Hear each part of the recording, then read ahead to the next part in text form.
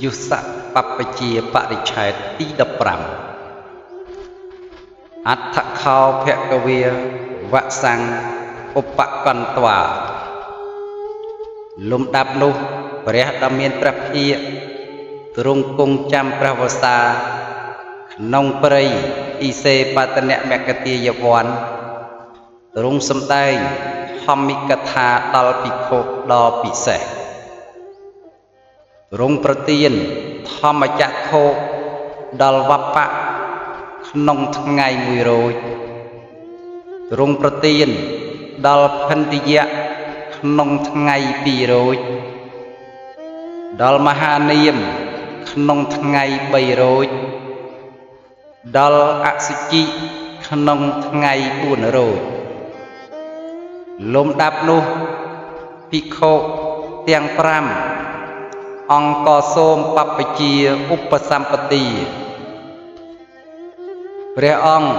ទ្រង់ប្រទានឧបសម្បទាជាអេហិភិក្ខុដល់ភិក្ខុទាំង5អង្គដោយព្រះពុទ្ធដីកាថាមនាលភិក្ខុទាំងឡាយអ្នកទាំងឡាយចូលមកអ្នកទាំងឡាយចូលប្រព្រឹត្តនៅធម្មចរិយៈដើម្បីធ្វើនៅទីបំផុតនៃសេចក្តីទុក្ខឧបសម្បទាក៏សម្រេចដល់បញ្ចវិគីភិក្ខុព្រះអង្គទ្រង់នៅក្នុងវិហារសមាបត្តិរងចាំដើម្បីជំរះនៅមន្ទិលនៃបញ្ចវិគីកាលៈបកសៈបញ្ចពិយ៉ាងទេសੰវិសេសតោលុះដល់ថ្ងៃ5រោចព្រះអង្គឃើញឧបនិស្ស័យព្រះអរហន្តនៃភិក្ខុទាំង5អង្គជាពិសេសព្រះអង្គប្រជុំភិក្ខុទាំង5អង្គហើយសម្ដែងនៅអនត្តលក្ខណៈសូត្រដោយព្រះពុទ្ធដីកាថារូបភិក្ខវេអនត្តាដូច្នេះជាដើមចង្អុលនៅបញ្ចខណ្ឌជាសភាវៈមិនបានប្រព្រឹត្តទៅក្នុងអំណាចបញ្ចវិគីភិក្ខុក៏មានចិត្តត្រេកអរនឹងភាសិទ្ធនៃព្រះអង្គចិត្តបញ្ចវិគីភិក្ខុសោតក៏រួចចាអាសវៈព្រះអរហន្ត5អង្គ6អង្គនិងព្រះពុទ្ធជាម្ចាស់ក៏កើតឡើងក្នុងលោកទេនខោបនៈសមយេពីរានិសិយ៉ាងយសោនាមៈកលបតោក្នុងសម័យនោះមានកុលបុត្រនៃសេដ្ឋីម្នាក់ឈ្មោះយុសកុលបុត្រនៅក្នុងប្រាសាទទាំង3ជាទីសប្បាយតាមឧតុនហកាលមានស្រីស្នំបំរើជាធម្មតាក្នុងកាលនោះយុសកុលបុត្រញាក់ក្រោកឡើងមុនគេបានឃើញជនទាំងឡាយដេកលក់សម្ដែងវិការៈផ្សេងមានចិត្តនឿយណាយក្នុងខរិវាសទើបពាក់ស្បែកជើងមាសដើរចុះចាកប្រាសាទចូលទៅក្នុងព្រៃឥសេបតនមគតិយវ័នក្នុងរាត្រីគ្រានោះព្រះដ៏មានបុណ្យទ្រង់យាងចង្ក្រមវេលាបច្ចុសម័យទ្រង់ទតឃើញយុសកុលបុត្រហើយត្រាស់ហៅថាណែអ្នកដ៏ចម្រើនទីនេះឥតមានទោសបៀតបៀនទេយុសកុលបុត្រស្ដាប់ហើយក៏ដោះស្បែកជើងដើរចូលទៅកាន់សំណាក់ព្រះសាស្តា អង្គុយក្នុងទីដ៏សមគួរភគវីអនុពពេកថាំងកថេសេព្រះដ៏មានព្រះភិក្ខទ្រង់សម្ដែងអនុពពីកថាចប់ហើយយុសកុលបុត្របានសម្រេចសោតាបត្តផលអត្តខោ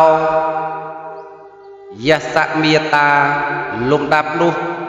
មេតាយុសកុលបុត្រឡើងទៅលើប្រាសាទមិនឃើញកូន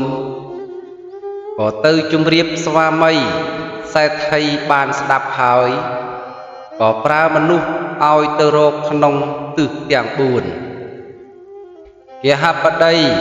ក៏ដើរទៅរកក្នុងព្រៃឥសេបតនមគតិយវ័នដោយខ្លួនឯងបានឃើញស្បែកជើងមាសដែលកូនដោះចោលក៏ដើរតាមបានជើងទៅព្រះពុទ្ធជាម្ចាស់ឃើញសេដ្ឋីដើរចូលមកទ្រង់សម្ដែងឫទ្ធិមិនឲ្យឃើញយុសកុលបុត្រសេដ្ឋីដើរចូលទៅសួរព្រះដ៏មានព្រះភិក្ខទ្រង់មានព្រះពុទ្ធដីកាថាចូលអ្នកអង្គុយក្នុងទីនេះចុះគង់តែនឹងបានឃើញកូនរបស់អ្នកសេដ្ឋីបានស្ដាប់ហើយក៏ធ្វើតាមទើបទ្រង់ត្រាស់សម្ដែងអនុពពីកថាថាចប់ហើយសេដ្ឋីបានសម្រេចសោតាបត្តផលសម្ដែងខ្លួនជាឧបាសកដល់នៅទេវាចិកសរណគុំសេដ្ឋីនោះជាឧបាសកដំបូងក្នុងព្រះពុទ្ធសាសនាព្រះពុទ្ធជាម្ចាស់ក៏រំលាយរិទ្ធឲ្យឃើញយុសកុលបុត្រដែលអង្គុយនៅជិតព្រះអង្គសេដ្ឋីឃើញហើយក៏និយាយទៅកាន់កូនថាកូនអើយមេត្តាជាអ្នកមានសេចក្តីសោកខ្លាំងណាស់ចូលអ្នកឲ្យនៅជីវិតដល់មេត្តាអ្នកផងអត្តខោយុសោកុលបុត្រោលំដាប់នោះយុសកុលបុត្រក៏រមើលមើលនៅព្រះដ៏មានបុណ្យព្រះដ៏មានព្រះភិក្ខមានព្រះពុទ្ធដីកានិងកហបតីថាមនាលកហបតីយុសកុលបុត្រក្តីអ្នកក្តីបានដឹងច្បាស់នៅធម៌ហើយយុសកុលបុត្រមិនគួរត្រឡប់ទៅកាន់ភេទហោកទាបវិញឡើយកហបតីក្រាបទូលថាបបិទ្ធព្រះអង្គដ៏ចម្រើនយុសកុលបុត្រមិនគួរត្រឡប់ទេលៀបសោតក៏យុសៈបានដោយងាយតែថាថ្ងៃស្អែកនេះសូមព្រះអង្គយាងទៅទទួលផាត់នៃខ្ញុំព្រះករុណាមួយអន្លើដោយយុសកុលបុត្រនេះព្រះដ៏មានបុណ្យទ្រង់ទទួលនិមន្តដោយតណ្ហៃភាពកហបតីដឹងនៅហេតុ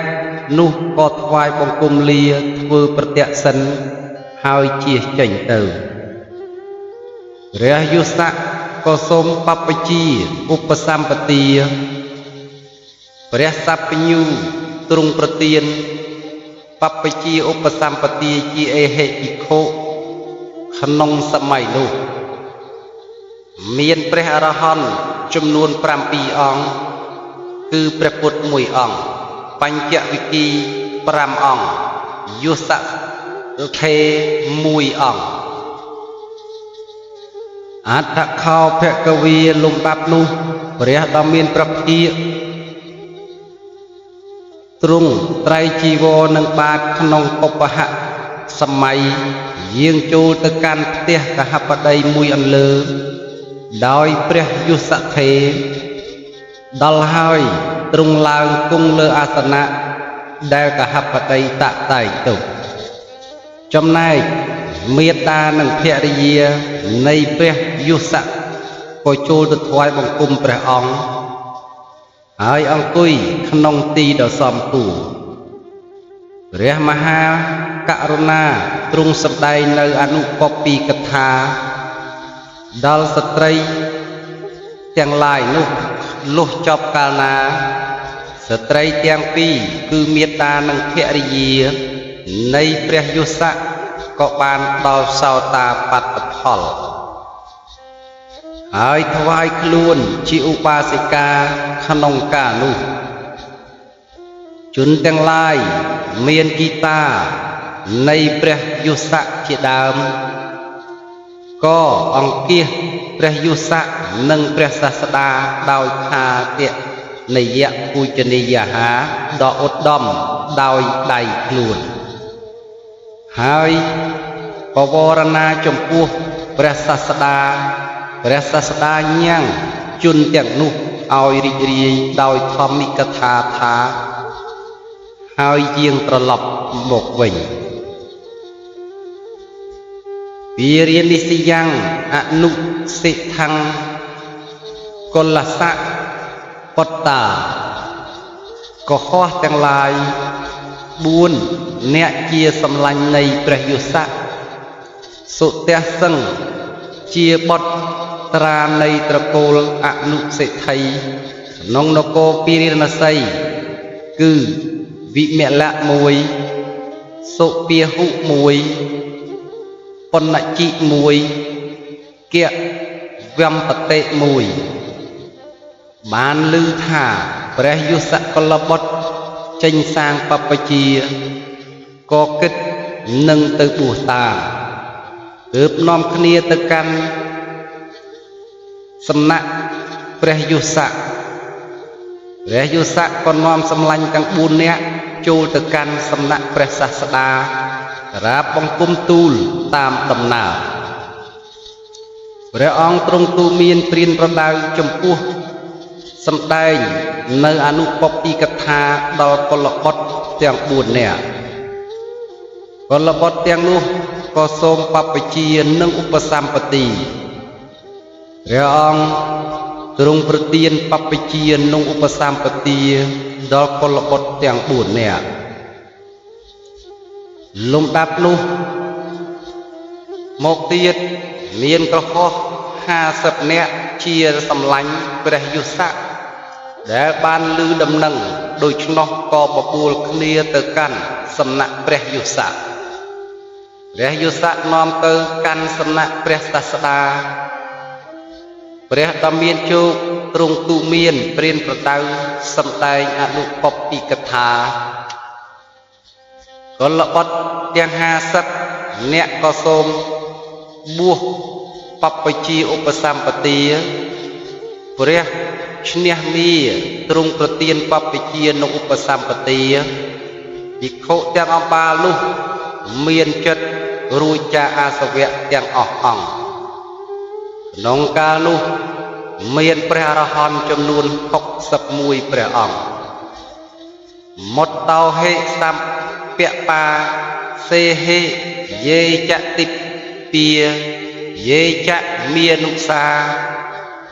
លំដាប់នោះព្រះសាស្តាទ្រង់មានព្រះពុទ្ធដីកាថាមនាលភិក្ខុទាំងឡាយ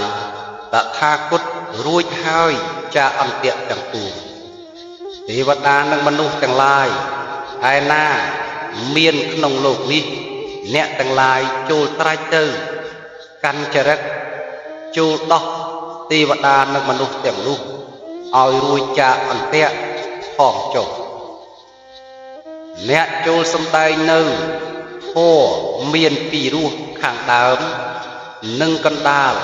និងខាងចុងឲ្យទេវតានិងមនុស្សទាំងឡាយនោះស្ដាប់ផងចុះត្បិតសត្វទាំងឡាយដែលមានធូលីគឺកិលេសក្នុងភ្នែកតិចបើមិនបានស្ដាប់ទេមុខជាសាបសូន្យ ចាកព្រះសុខំដល់ប្រសើរចំណែកតថាគតនឹងទៅកាន់ប្រទេសឧលុវេលាអ្នកទាំងឡាយចូលទៅកាន់ចរិតដើម្បីសម្ដែងនៅព្រហ្មចរិយធម៌ដល់សត្វទាំងពួងតាមន័យដែលតថាគតសម្ដែងហើយតែអ្នកទាំងឡាយកុំទៅផ្លូវជាមួយគ្នាពីរអ្នកឡើយភិក្ខុទាំងឡាយក៏ទទួលតាមព្រះពុទ្ធដីកាក្រាបបង្គំទូលាជៀសចេញទៅលំដាប់នោះមារាធិរាជមានចិត្តបាបក៏ចូលទៅកាន់សំណាក់ព្រះសាស្តាក្រាបទូលថាបបិទ្ធព្រះអង្គដ៏ចម្រើនព្រះអង្គបានរួចចាកមាពាត់ទាំងពួងហើយតែព្រះអង្គគង់មិនរួចពីដៃខ្ញុំព្រះពុទ្ធជាម្ចាស់ទ្រង់ត្រាស់តបថាមនាលមីអើយសេចក្តីប្រាថ្នាក្នុងរូបសំឡេងក្លិនរសសម្ផស្សនៃតថាគតមិនមានឡើយតថាគតអាចបំបាក់កំចាត់បងនៅមជ្ឈមាបានមាស្ដាប់ហើយក៏កើតទុក្ខតូចចិត្តត្រឡប់ទៅវិញ